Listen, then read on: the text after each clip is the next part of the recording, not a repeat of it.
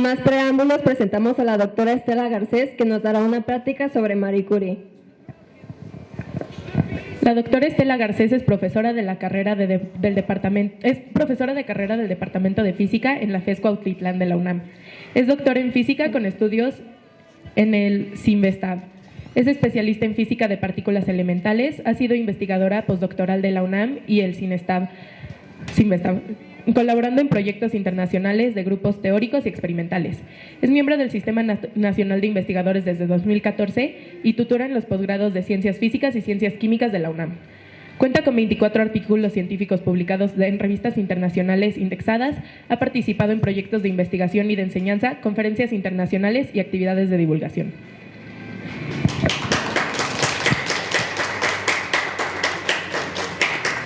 Muchas gracias por la presentación. ¿Hay un control para cambiar de diapositiva? No sé.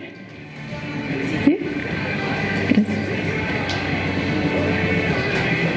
Bueno, estamos aquí celebrando el 11 de febrero. Es un día que se conmemora a partir del 2018 por una iniciativa de la ONU. La conmemoración de este día es relativamente joven, al igual que este lugar tan bonito que estoy honrada de visitar y de conocer.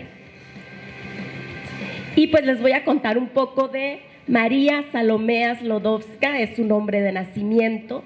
Ella nació el 6 de noviembre de 1867 en Varsovia, en Polonia, hija de la menor de 5 hijos en una familia de profesores, una familia que valoraba muchísimo el conocimiento, la curiosidad, pero en condiciones políticas un poco difíciles, porque recordarán que era el tiempo de la ocupación rusa y pues ella terminó hasta sus estudios de secundaria, quería continuar con estudios en física, pero desgraciadamente esto no era posible para las mujeres en Polonia. No era posible ni siquiera para las personas estudiar en su lengua nativa, tenían que hacerlo en ruso en las universidades y por esto lo hacían de forma clandestina en esta institución llamada Universidad Flotante, porque tenía que cambiar su ubicación regularmente para no ser descubiertos, porque estaban cometiendo la terrible falta de aprender, de educar a las mujeres también y de hacerlo además en un idioma que estaba prohibido en la época. Pero, al igual que su hermana, pues tenía este sueño de convertirse en física, de saber más de las ciencias. Su hermana también tenía un sueño y su sueño era convertirse en médico. Ellas habían escuchado que había un lugar en un país un tanto remoto, en Francia, donde ocurría algo impensable para ellas, porque nunca lo habían visto, como si a nosotros nos dijeran hay un unicornio volador por ahí. Y eso que nunca veían en su país era mujeres yendo a la universidad. Entonces, pues sus recursos económicos, a pesar de ser de una familia educada, pues esta familia se vino a menos y no contaban con los recursos suficientes para ir a estudiar las dos. Hicieron un pacto de damas o un pacto de hermanas. Su hermana Bronia, que era mayor que ella, fue la primera en irse a estudiar a Francia medicina. Mientras ella estudiaba, María trabajaba como institutriz con una familia adinerada varios años mientras se financiaba la carrera de medicina de Bronia. Una vez que Bronia terminó sus estudios de medicina y podía por fin ejercer como médico, pues María renuncia a su trabajo y viene a Francia por fin a inscribirse como estudiante de física, una de las 27 mujeres que había en la Facultad de Ciencias. Y pues en 1893, a pesar de las dificultades económicas, fueron educadas también para aprender francés, pero no era su lengua materna. Por fin obtiene el grado como física. Ella quería conocer más sobre estos misterios de la naturaleza que se observaban en la época y para ella no era suficiente solamente con lo que había aprendido ahí. Además de querer continuar con sus estudios a mayor profundidad, pues decidió obtener también un año después el grado de licenciada en matemáticas en París. Fue la primera extranjera en lograrlo. Y pues con un amigo en común conoce a un profesor francés que además era muy hábil experimentando, construyendo aparatos. Él construyó un electroscopio que puede medir qué tanto se electrifica el aire. Y pues además, a pesar de que era una persona tímida, que decían que después de 30 y tantos años vivía con su familia en esa época y que sentía cierta aversión a hablar con las mujeres porque pensaba que le quitaban el tiempo, cuando ella vino a trabajar a su laboratorio, pues se quedó enamorado. Esa fotografía es de su viaje de bodas, donde hicieron un paseo en bicicleta por la campiña francesa, y ella, para su vestido de bodas, eligió algo bastante sobrio que pudiera seguir utilizando en la vida diaria, en la cotidianeidad del trabajo de laboratorio. Era una época muy interesante para la física. Ocurrieron una serie de descubrimientos inexplicables, cosas muy misteriosas y que venían de algo más profundo en la materia que lo que nos podía explicar la física clásica. El descubrimiento en Alemania de los rayos X, que se realizó por accidente, pues era por fin tener una imagen de algo inaudito. Esa mano de un esqueleto, algunos incluso científicos de la época que lo veían decían, pero es que estoy viendo mi muerte, ¿qué es esa imagen tan extraña y tan sorprendente? Y pues María continuó con sus estudios de doctorado después de casarse, pero también empezó a colaborar con Pierre y con Henri Becquerel en el estudio de este misterio inexplicable de que algo sucedía con sales de uranio que podían velar placas fotográficas. Entonces analizaron algunas rocas de uranio de minas que venían de Alemania. Estas son algunas fotografías de María en el cobertizo donde trabajaba con Pierre, donde en el electroscopio mejorado pudieron hacer mediciones más precisas de esta y cuantificar este misterio en la materia, que podía algo emanar y transmitir energía al espacio. No sabían cómo explicarlo, no sabían qué era. Se desconocía a ese entonces la estructura atómica de la materia que ahora sabemos. Analizaron uranio y torio y después de dedicarse algún tiempo a estudiar las propiedades mecánicas del acero, que era algo de interés para la industria en la época, pues a ella le interesó muchísimo más estudiar esta radiación misteriosa del uranio. Obtuvo su grado de doctora en 1903, su revisor de tesis fue Gabriel Lippmann y fue ella misma quien acuñó el ahora popular y famoso término de radioactividad. Y no solamente nos dejó un gran legado para la cultura popular y los superhéroes y algo, sino que estudió algo más profundo en la materia. Mucha gente creía por la época que el que hubiera algo saliendo de esas sales de uranio solo se podría explicar con reacciones químicas, pero al cuantificar resultaba que había algo que incluso estaba provocando una violación de la conservación de la energía en la materia, y eso para la física ustedes sabrán que es algo sagrado. Pero pues era una época de muchos descubrimientos, de muchas ideas nuevas, y algo que estaba en construcción era la idea del átomo. Ahora sabemos que el átomo es como una pequeña mosca volando al centro de una catedral. Los átomos son casi espacio vacío y esta idea de que todo está hecho de átomos es poderosísima. Se desconocía cuál era la estructura y también se desconocía que la mayor parte de la masa estaba concentrada en un volumen pequeñísimo del espacio que ocupa un átomo. Y algo que le intrigó a Marie Curie era ¿Cómo podía ser más radioactiva una roca que contiene uranio que el uranio mismo? De ahí la intuición de creer que quizá lo que estaba provocando la radiación en las sales de uranio era otro elemento, algo distinto del uranio, pero que es mucho más radioactivo que el uranio.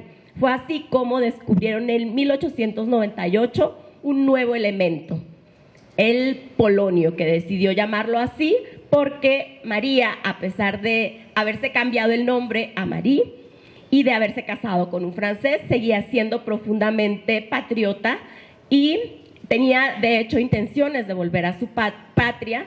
Buscó un trabajo como profesora en Polonia y no lo consiguió, por eso siguió trabajando en Francia, y a este nuevo elemento le llamaron polonio. A pesar de la evidencia y de que estos resultados fueron publicados, había mucha incertidumbre, mucho escepticismo, que es lo natural cuando se anuncia una idea tan revolucionaria. Un caso famoso era el de Lord Kelvin, que no creía en los rayos X, y él decía: hasta que yo vaya al laboratorio de Röntgen y hagan una fotografía de la muerte en mi mano, hasta entonces voy a creer. Y parece que viajó de Reino Unido hasta Alemania y consiguió, pues, aislar el polonio. No fue tarea fácil. Para esto había que manipular varias toneladas de pechblenda, esta roca que contenía sales de uranio. Fue una tarea titánica, una labor que yo me imagino como de brujos. Había que pulverizar grandes cantidades de roca y procesarlas con ácidos y procesos químicos para extraer los nuevos elementos. Además, ellos estaban fascinados con estos nuevos elementos, eran pues algo que obtuvieron con mucho trabajo. Lograron obtener 1/10 de grado de radio y pues lo tenían con ellos, no conocían que esto pudiera afectar, y pues por sus descubrimientos y por el trabajo en conjunto con Röntgen, con Becquerel, anuncia la comisión del premio Nobel, les manda una carta a Pierre y a Becquerel anunciando que fueron ganadores del premio Nobel de ese año, en 1903. ¿A ustedes les parece que esto fue algo muy bueno? Supongo que Becquerel estaba muy contento, pero afortunadamente Pierre no estuvo tan contento y respondió en una carta aclarando la contribución de su esposa y colaboradora al Comité Nobel. Afortunadamente el comité decidió reconsiderar y fue como los tres se hicieron acreedores a esta presea. Esta fue muy buena noticia para la familia Curie. Ella trabajó muchos años sin ninguna remuneración y él era apenas un profesor de física en una escuela normal superior. Gracias a este descubrimiento y a este galardón, les ofrecieron para Pierre una plaza de profesor en la Universidad de la Sorbona, remunerada por fin, y un espacio de laboratorio donde continuar con sus estudios. Y pues esto fue una época de esplendor para ambos, esto fue algo muy bueno, pero desafortunadamente no duró mucho tiempo.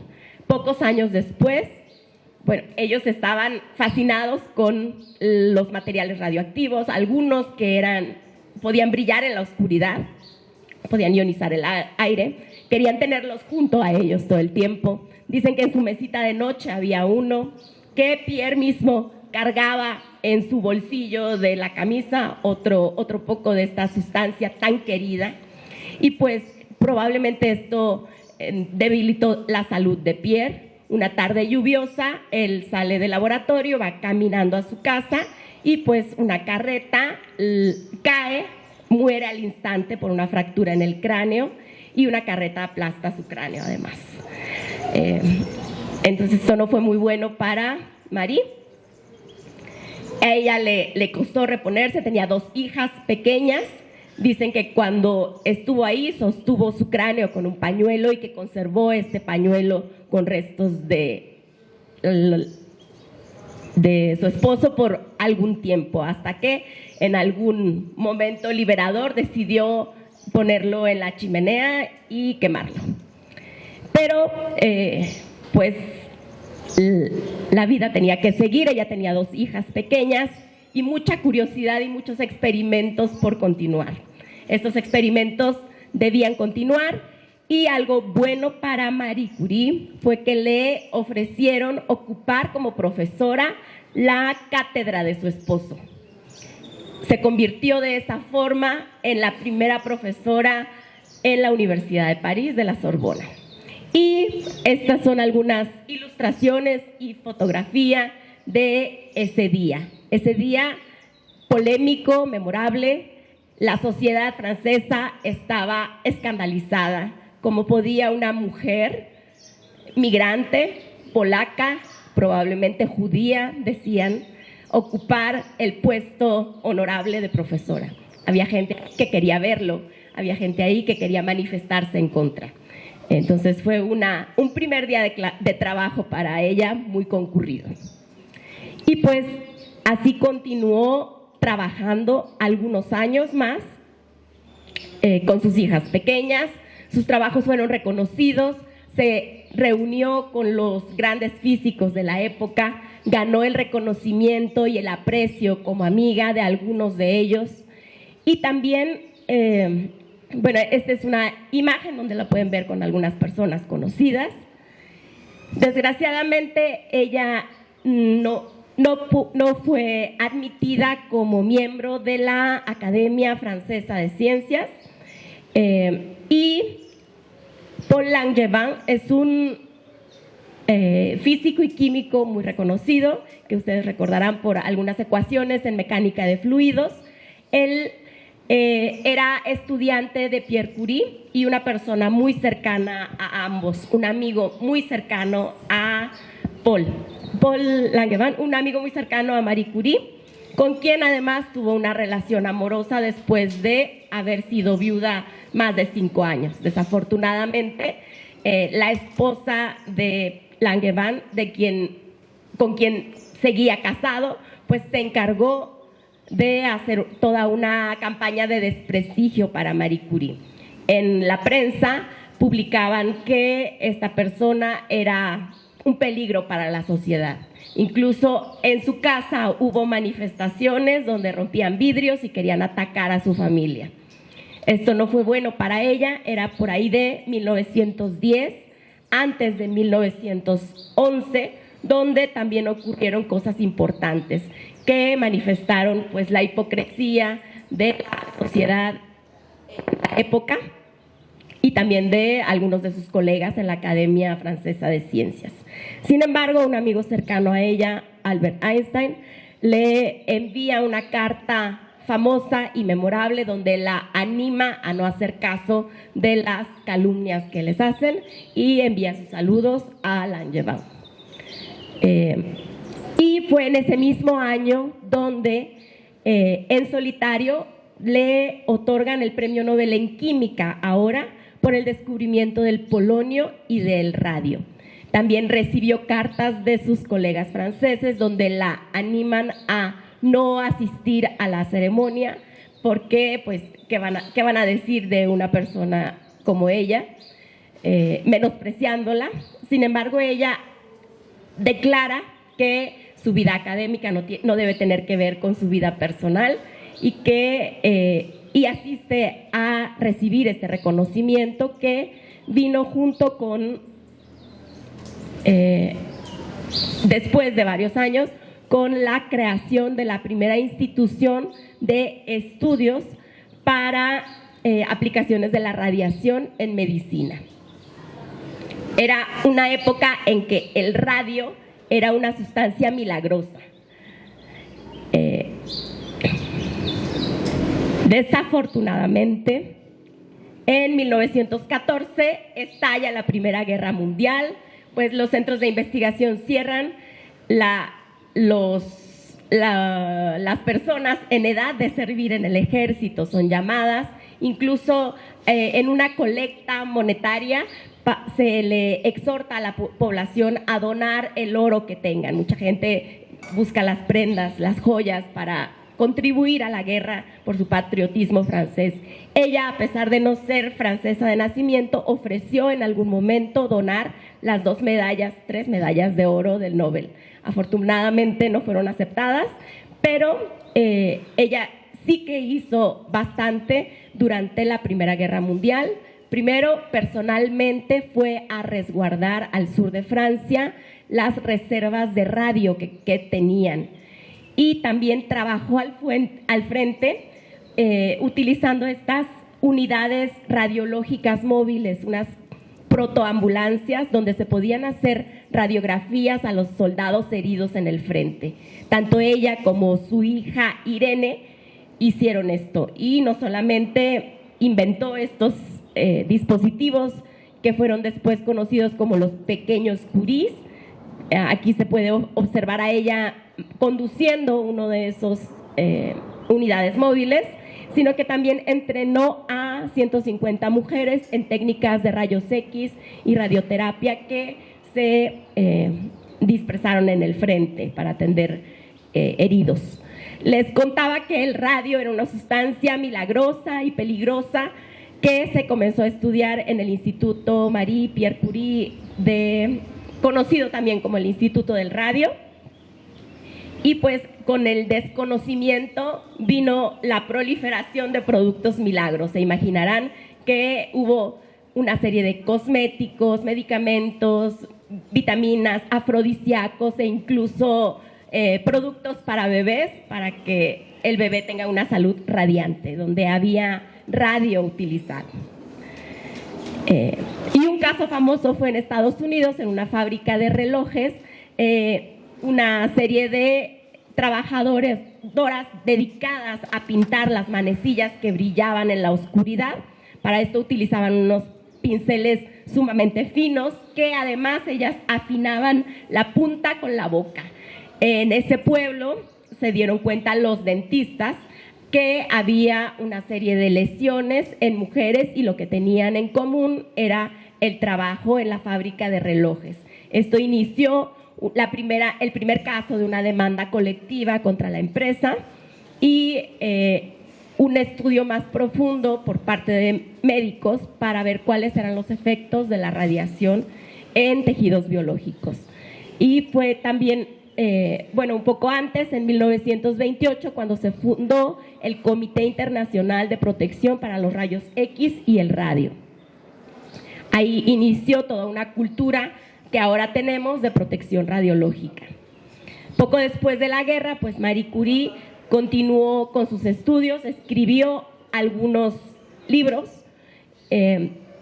memorias sobre Pierre y también sobre la radiología en la guerra. Fue invitada a América. Ahora me enteré que también visitó Brasil, pero esta es una fotografía de cuando una sociedad de damas recolectó fondos para comprar radio y ofrecérselo a Marie Curie por medio del presidente Harding, y que este radio lo utilizaran en los estudios del Instituto del Radio y de su homólogo en Polonia, que fue fundado después. Aquí se puede observar a su hija ya mayor y lo que decía el nieto de Pierre y Marie Curie, que tanto sus padres y su abuela le transmitieron la sensación de que la ciencia era como un juego de niños y que no estaba nada peleado con el trabajo artístico y creativo. En estas letras pequeñas, no se preocupen, solo quiero casi concluir mencionando que Marie Curie fue una pionera en muchas cosas. La vieron ahí conduciendo una vagoneta y pues fue la primera mujer en conducir un auto y en tener licencia para hacerlo. La primera doctora de ciencias en Europa, la primera mujer que tuvo un premio Nobel en física y en química, y hasta ahora la única persona que ha tenido 2 premios Nobel en diferentes áreas de las ciencias. Ha recibido una infinidad de galardones póstumos y fue la primera mujer que por méritos propios está sus restos reposan en el Panteón de Hombres Ilustres. Y pues sus restos además continúan siendo radioactivos, al igual que sus notas de laboratorio, sus libros de cocina, y estos están resguardados adecuadamente con un blindaje de plomo. Ha recibido una infinidad de doctorados honoris causa después. Sorprendentemente, a pesar de la exposición a las sustancias radioactivas, ella falleció en 1934, vivió 67 años, algo notable, y falleció de anemia aplástica, consecuencia probablemente de la radiación. Ella nos demuestra que con pasión, perseverancia, dedicación es posible superar barreras y dejar un impacto duradero en la ciencia. Su hija continuó con sus estudios de laboratorio y junto con su esposo hicieron estudios importantes sobre la radioactividad artificial. Recibieron también el Premio Nobel en Química en 1935 y la persona que está aquí debajo es hija de Irene y nieta de Marie Curie, que vivió hasta hace poco en Francia, también una profesora en física y activista por la inclusión y las minorías. Y así era el panorama hasta 2018. Antes de noviembre de 2018, por más de 100 años, tuvimos 2 mujeres ganadoras del Premio Nobel en Física, Marie Curie y Marie Goeppert-Mayer. Ella hizo estudios sobre física nuclear, que fueron galardonados en 1963. Y fue en 2018, ahora el panorama es un poco distinto, aunque todavía el número de galardonadas lo podemos contar con una sola mano. Sí. En química es un poco distinto. En química, hasta 2008 teníamos 3 ganadoras del Premio Nobel en Química y, bueno, todavía se pueden contar con las 2 manos. Y antes de concluir, ¿tengo tiempo todavía? ¿Sí? Les quiero contar un poco sobre Lise Meitner. Lise Meitner fue una física química muy reconocida, austriaca, y su labor fue muy interesante. Su vida también me parece fascinante, ya que ella vivió suficiente para sobrevivir a la Primera Guerra Mundial y a la Segunda Guerra Mundial. Y por su origen étnico judío, esto le afectó sumamente. Lise Meitner también es conocida como la Marie Curie alemana, creo que le bautizó alguna vez Albert Einstein. Aquí hay una, y ella, fue austriaca, estudió en la Universidad de Viena, era hija de un gran maestro de ajedrez que también es famoso por haber sido el primer judío abogado con licencia para ejercer en Austria. También fue alumna de Max Planck, que la admitió en sus clases como oyente, aunque parece que Max Planck abiertamente se oponía a la participación de mujeres en la universidad, pero Lise Meitner era tan sobresaliente que algo habrá tenido para que Max Planck dijera, las mujeres no, pero ella sí. Entonces, ella pues fue la primera mujer en Alemania en muchas cosas, en trabajar como ayudante de profesor, y esto fue un buen gesto de Max Planck, que la contrató con el rango más bajo de profesor para que por fin tuviera una labor remunerada de tanto trabajo que hacía en laboratorio. Estos estudios que hacían en laboratorio eran muy importantes para la época porque estudiaban con radiación y con radiación de neutrones, que es lo que sucedía cuando bombardeaban uranio con neutrones. Entre las muchas cosas que estudió junto a su colaborador Otto Hahn fue lo que pasaba cuando se bombardean neutrones con neutrones al uranio. Lo que Otto Hahn esperaba ver era algo más pesado que el uranio. Entonces ya había estallado la Segunda Guerra Mundial. Lise Meitner se tuvo que exiliar después de conseguir ser profesora en Alemania, en Berlín. Una red de amigos suyos, un buen amigo suyo danés, la recibió en Dinamarca, Niels Bohr, y Max Planck mismo decía que él era famoso por sus contribuciones a la física, pero parecía que era más famoso por la desaparición de Lise Meitner y esta ayuda que recibió ella para exiliarse. Continuaba revisando los resultados del laboratorio desde Suecia, dije Suecia o Dinamarca, Escandinavia, no importa, y pues su conclusión fue que lo que estaba sucediendo, la razón por la que medían bario, algo más ligero que el uranio y no algo más pesado que el uranio, fue la fisión nuclear.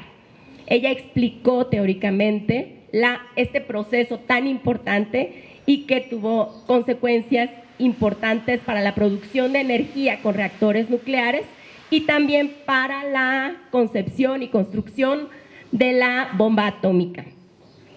Algunos de sus colaboradores participaron en el proyecto Manhattan, ella se negó a hacerlo y pues por la explicación de la fisión nuclear, Otto Hahn recibió el premio Nobel en 1944, antes del final de la guerra.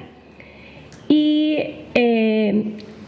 hace algunos años que se hicieron públicos los registros de nominaciones al premio Nobel, resulta que Lise Meitner recibió 29 nominaciones al premio Nobel en física entre los años 1937 y 1965 y 19 nominaciones al premio Nobel en química. Ella, después de ser la primera mujer en lograr muchas cosas en Alemania, primero como ayudante de profesor, trabajando en un sótano, después teniendo un laboratorio bien puesto, incluso ganando regalías por la producción de productos de isótopos radioactivos junto a Otto Hahn. Al estallar el régimen nazi, ella tuvo que exiliarse por su origen judío, aunque no profesaba la religión judía y se había convertido al cristianismo, pues perdió su trabajo. Y después se fue a vivir al Reino Unido y ahí murió.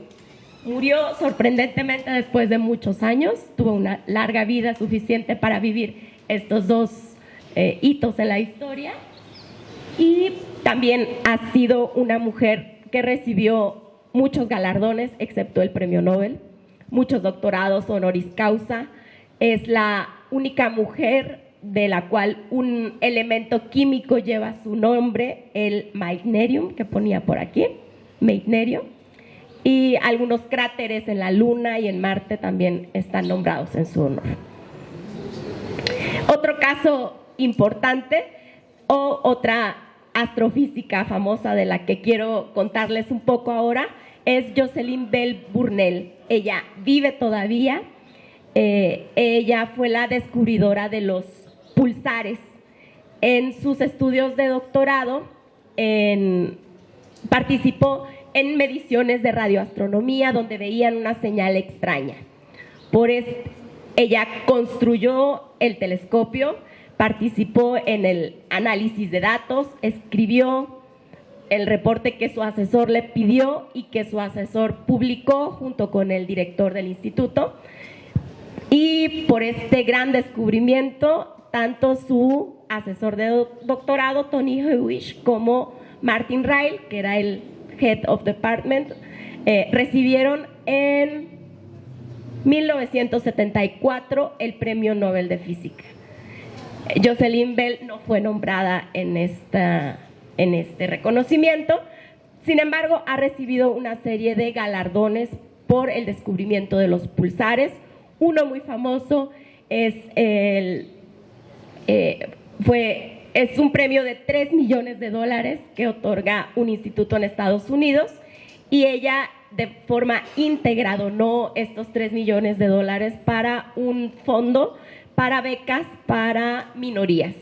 y su idea es que un grupo de investigación que sea diverso es mucho más fuerte porque nos puede proveer más creatividad, flexibilidad, es más robusto y puede ser más exitoso porque la diversidad y el rango de ideas de personas con diferentes visiones puede ayudarnos a resolver problemas de una mejor manera.